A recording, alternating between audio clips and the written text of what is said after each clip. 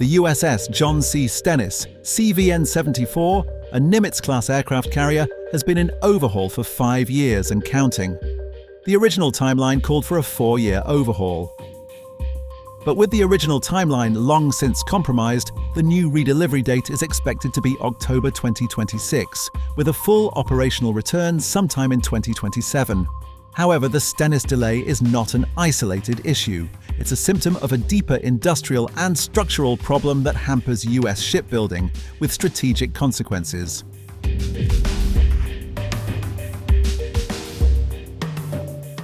The Stennis is undergoing a refueling and complex overhaul, RCOH, which is a midlife reset for a nuclear carrier.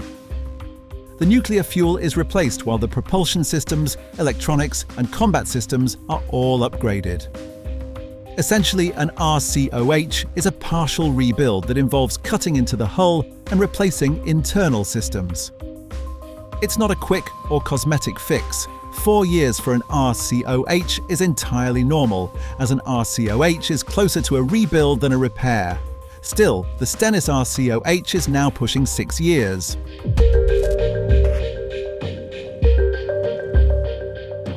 Unexpected issues were discovered on the Stennis, pushing the timeline out further.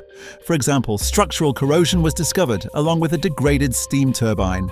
Industrial-based constraints are also slowing down the rebuild, thanks to a shortage of nuclear-qualified welders, electricians, and pipe fitters. The silver tsunami of retirements has contributed to the shortage, as newer workers have proven less efficient. Also, the supply chain is facing issues due to long lead times for specialized parts. Last, the Navy has competing priorities and has had to shift workers to the USS George Washington, another Nimitz-class ship undergoing upgrades and submarine programs. So the delay is due to overlapping failures, not a single bottleneck.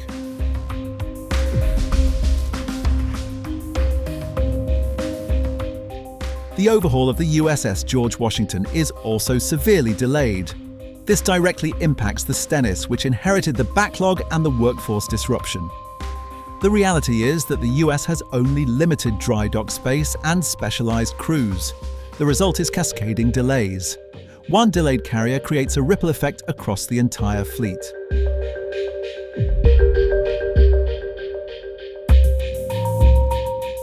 The Nimitz-class carrier is a complex machine. With 2 nuclear reactors and steam turbines driving the shafts, this configuration poses a significant overhaul challenge. The turbines are especially troublesome. They are massive and custom-built. They cannot be swapped quickly, they must be rebuilt and refurbished. Meanwhile, various systems are being upgraded, like radar, combat electronics, and aviation systems. The reality is that nuclear aircraft carriers are among the most complex machines ever built, and there are no easy fixes or shortcuts. The process simply takes years to do right.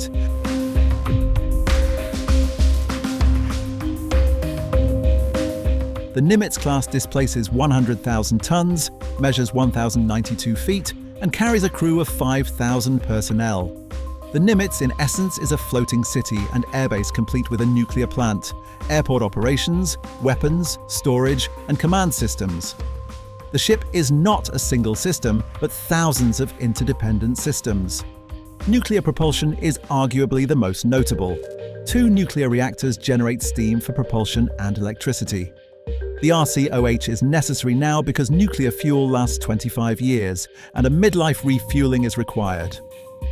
But removing spent fuel is a highly controlled process. Similarly, inserting new cores is precise and demanding. Nuclear safety compliance and inspection cycles are required, further slowing the process.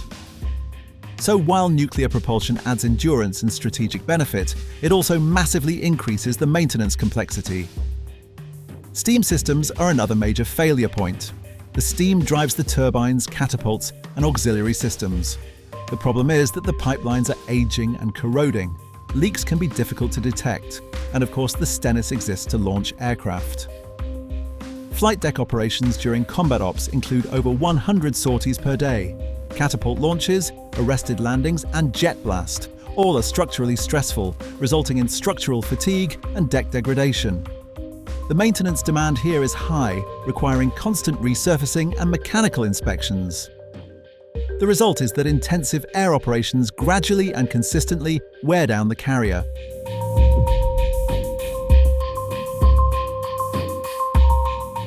The core problem here is that the US has a finite workforce and a finite amount of shipyard space. Meanwhile, the Navy has competing priorities, from carriers to Virginia-class submarines to Columbia-class submarines.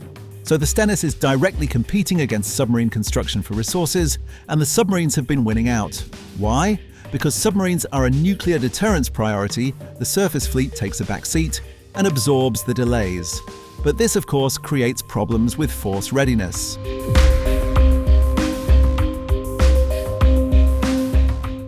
The impact of the overhaul delays is that the US has fewer carriers available. The available carriers are subject to longer deployments. This places increased stress on everything and everyone involved: the sailors, the ship, the aircraft. The remaining carriers are overused, which accelerates wear and accelerates personnel turnover. This leads to more wear, more repairs, more delays, more retirements, more recruitments, and more training. It's a potential death spiral if left unaddressed.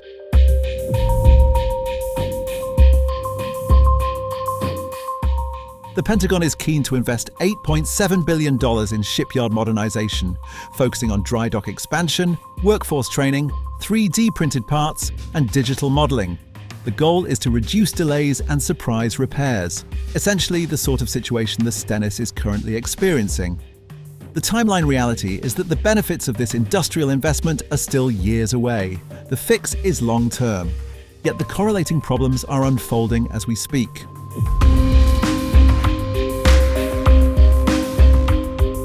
With the Stennis in overhaul, the US has fewer deployable aircraft carriers. This results in reduced rotational capacity and increased operational strain. China, meanwhile, is building ships faster, emphasizing quantity over quality. The US is struggling to maintain its existing fleet and will struggle to keep pace with China's shipbuilding tempo. Visible gaps in readiness are already manifesting, which carries a deterrence risk. The implications for the Indo-Pacific are potentially significant.